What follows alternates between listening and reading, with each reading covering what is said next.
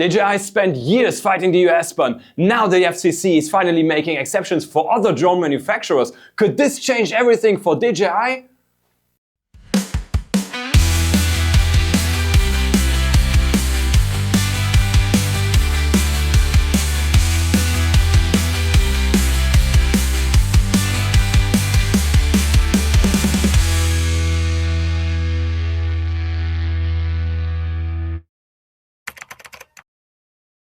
Before we get into the FCC's latest decision, let's quickly go back to the independent security audit I covered a few days ago. That independent security audit conducted by the cybersecurity company called OnDefend examined DJI products and found no evidence of hidden backdoors or unauthorized data transfer. The video generated a lot of discussions, especially among viewers in the United States. Surprise, surprise. But while most of the attention was focused on the audit itself, another development quietly slipped under the radar. The FCC has now granted a conditional exemption to a company called VEX AIR.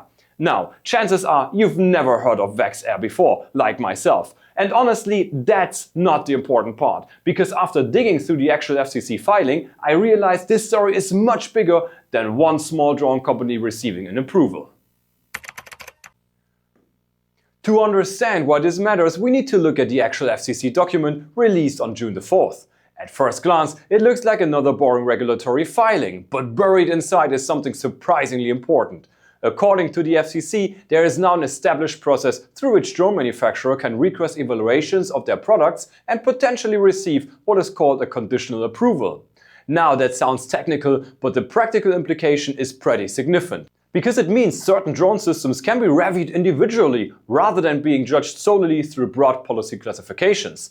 And that's where things become interesting. When I first heard that VEX AIR had received a conditional approval, I assumed it was some kind of special case.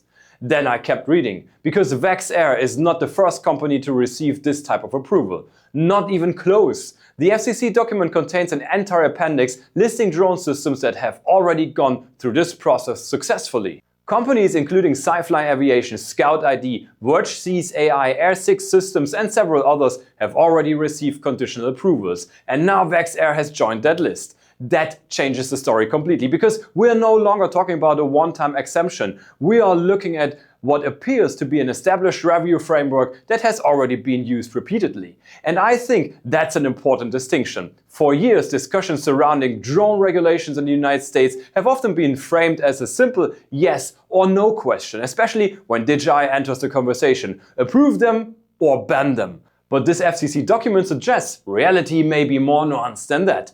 The agency is clearly reviewing individual drone systems. The agency is clearly granting approvals under specific conditions. And the agency is clearly making distinctions between different cases.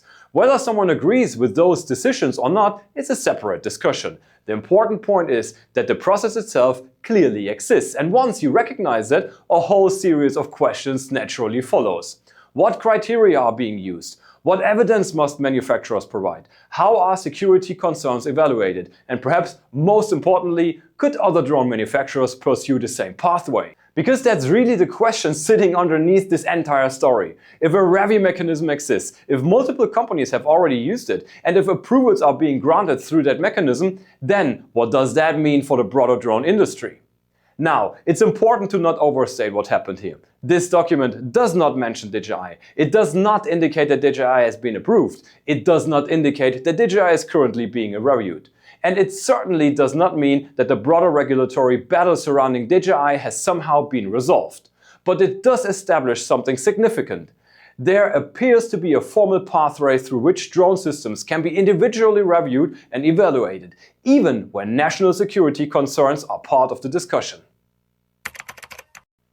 Personally, I think this is where things start getting interesting, not because this document proves DJI is right, and not because it proves the FCC is wrong, but because it shows that a review framework not only exists, it is already being actively used. The FCC document lists multiple drone manufacturers that have successfully received conditional approvals. And naturally, many drone pilots are going to start asking the same question. If individual drone systems can be reviewed, if exemptions can be granted, if multiple manufacturers have already gone through that process, then why not DJI?